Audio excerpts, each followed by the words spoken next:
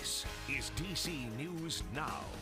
Well, good morning, everyone. Happy Sunday. We are waking up to a mixture of sun and clouds out there, and overall shaping out to be a very nice start to your Sunday. But we are tracking some showers to end out your weekend, so definitely keep it here. We'll talk more about that forecast coming up.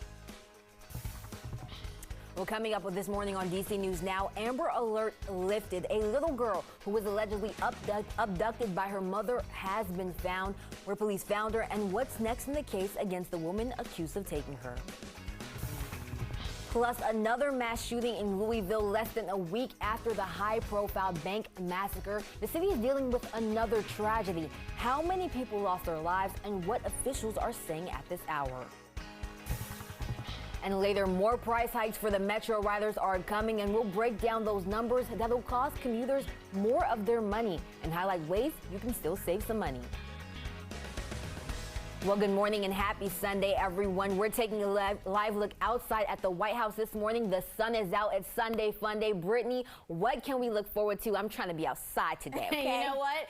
It's going to be good for you to be outside, at least for the first half of your Sunday. But come tonight, you may want the umbrella if you're going to be stepping out the door. Radar right now showing you way different picture than what we saw 24 hours ago. Not even any showers on radar right now. But that would change as we head through the rest of your day today, because we are tracking a cold front that is just off to our west. You can see just north of Chicago, they are seeing some showers, even getting some snow there. And then as you head further off south into the southern states, they're tracking some heavy downpours. Now this will be moving into our area as we head into the later half of your Sunday, and that's going to be sparking up a few showers and storms across the DMV. Very scattered in nature, kind of like what we saw yesterday. 64 currently in DC, 59 as you head over there to Hagerstown, 57 there in Winchester, and highs will quickly rebound back into the 80s today. And again, we're going to get that sunshine early in the day before those showers finally track as we head into the evening hours. So definitely keep it here. We'll time everything out for you guys in just a bit. Well, we have an update for you this morning. Police have found a missing 9-year-old girl who they say was abducted. Brianna Marie Silver was found safe and unharmed in Georgia, and police issued an Amber Alert just before 7 p.m. last night. Officials believe she was taken around 10 a.m. yesterday on Jefferson Avenue in Newport News, Virginia. The suspect in this case is the young girl's mother, Bethany Renee Dawn Good. Police say Good will be transferred to Virginia, and they thank everyone who helped bring Brielle home safe. Well, breaking overnight, 5 people are recovering this morning following a head-on collision. 3 of those people are being treated as trauma patients, and officials say this happened last night on Shady Grove Road near Oakmont Avenue in front of the post office. Several vehicles were reportedly involved, though officials have not given an exact count yet. We'll continue monitoring the story and give you updates as we get them.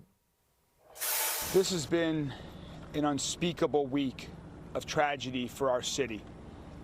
On Monday, we lost 5 of our fellow citizens to a horrific act of workplace gun violence. And now, 5 days later, we're at another scene of a reckless act of gun violence. Well, breaking overnight, 2 people are dead and 4 are injured, one of them critically after a mass shooting in Louisville, Kentucky Park. Now, police were called to Chickasaw Park around 9 o'clock last night. They say a shooter fired into a crowd of hundreds of people. This comes just days after 5 people were killed in a Louisville bank. Once again, the city's mayor is calling for change. We are going to be taking action. We're going to be taking action to prevent these acts of gun violence, whether they are mass shootings, whether they are shooting at parks on beautiful Saturday nights, whether they're individual shootings at any time of day on any street corner. Now, at this time, no one is in custody, and police also say no witnesses have come forward. Well, new this morning, Fairfax County Police are asking the community's help to help identify the people involved in this woman's death. 33-year-old Brenda Guerrero was found dead in her car on Thursday morning, and the medical examiner just determined she died of a gunshot wound. Now, police are searching for the two men you see in this surveillance footage, and police say you can see the men park the victim's vehicle in the middle of the night before leaving the area. If you have any information, you're urged to contact police. And developing now, two people are behind bars in Manassas Park for their role in the overdose of a 2-year-old boy. Local police responded to a home on Black Hawk Drive where they found an unresponsive 2-year-old. First responders were able to administer Narcan and help the child, and he's currently in the hospital. Police found 2 adults in the home, and they're both facing charges for drug possession and also several other outstanding warrants they both had. We're checking in on our schools this morning. Students are planning a protest at George Washington University, and this over plans to add armed campus police officers. Our Dave Laval is talking to those who support the idea and those who are against it. When George Washington University police patrol campus, they're not armed. That's about to change. University President Dr. Mark Wrighton announced last Thursday his intention to arm supervisory campus police officers with guns. It's to make the campus safer. Wrighton said in the post on the university's website in part, quote, "Whenever weapons are involved, unarmed officers cannot respond and must rely instead on other armed law enforcement." Some students welcome the announcement. As long as safety is the primary concern, then we're all good. I think if it'll keep students safe, then I'm sure that they're very qualified. In his letter, Wrighton reflected on shootings on other college campuses, including the University of Virginia, where 3 football players were killed November 13th, and 3 people died 3 months later during another shooting at Michigan State. Currently, Wrighton says only supervisory officers who complete specific training requirements, including specialized firearms training, will be armed. Still, some students say that's not enough to ease concerns. I just want people to be safe, and I don't think guns contribute to safety, so that's my take. You can't really control somebody's actions, can't really control or gauge how anybody handles a situation, so tragedies happen when guns are involved. Protesters will gather here at Kogan Plaza Monday afternoon to let the president and university trustees know how they feel about the president's plan.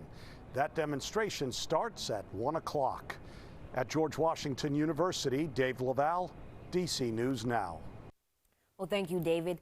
Meantime, Bowie State University police are investigating reports of shots fired on the campus early yesterday. Now, they say it happened in the parking lot behind James Proctor Building, and there are no confirmed reports of students being injured. No arrests have been made at this time, but the university officials also say there's no threat to the campus, although students are being asked to avoid the area under investigation. And developing now, D.C. police are looking for 2 suspects in connection to a deadly shooting in the Brentwood neighborhood. Now, police found the man with gunshot wounds at 13th and W Street in Northeast. This happened around 11 a.m. yesterday, and nearly a dozen shots were fired based on markers at the scene. Police have not identified the victim at this hour. And also developing now, a man is dead after being hit by a metro train. This happened in Arlington yesterday morning around 10:30 a.m. on the tracks at the Pentagon City Station.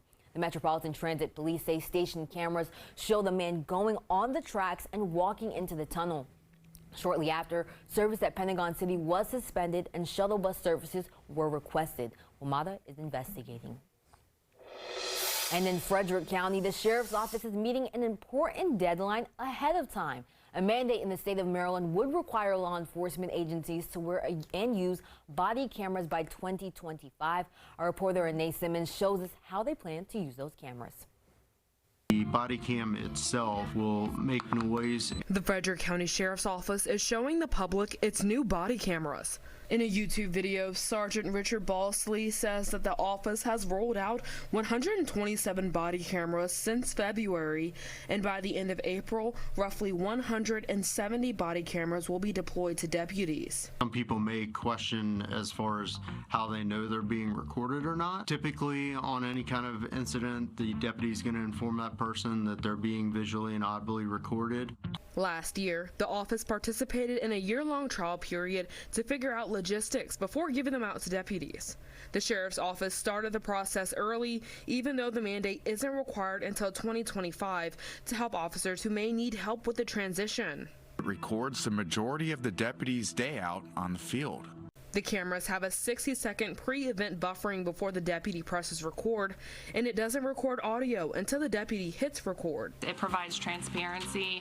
Deputy First Class Cassie Botcher says they plan to use the body cameras for more than just investigation. It also gives us an opportunity to look back at it training-wise to see maybe what we could do different or what we could do better. The software that... Reporting in Frederick, Maryland, Anais Simmons, DC News Now.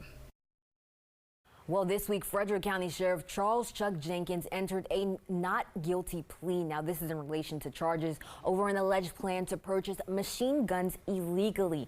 He took a leave of absence starting on Friday, and he says that leave will continue until the end of the judicial process.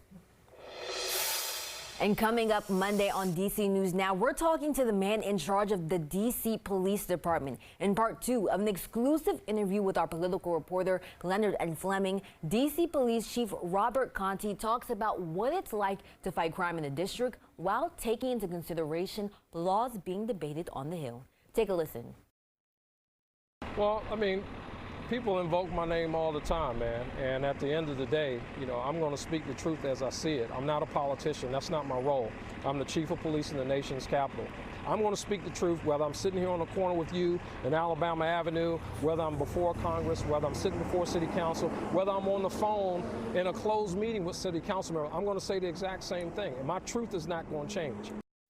Well, tune in Monday at 5, 6, and 7 p.m. for more of our conversation with the chief, only on DC News Now. Your time now, 8:10, and if you are heading out, maybe taking the bike out mid-morning, it's fairly shaping out to be a beautiful morning out there. We're talking about temperatures warming up into the 70s, about that 10, 11 o'clock hour. We're holding on to that mixture of sun and clouds throughout your Sunday. And overall, it's shaping out to be nice, except for the storms that we are tracking as we head into your evening tonight as a cold front pushes through. Behind that, we're talking about temperatures dipping down back to about normal for this time of year, holding on to the 60s. But we got a warm up to talk about as we head into the middle of the week. So definitely keep it here. We'll time everything out for you guys in just a bit.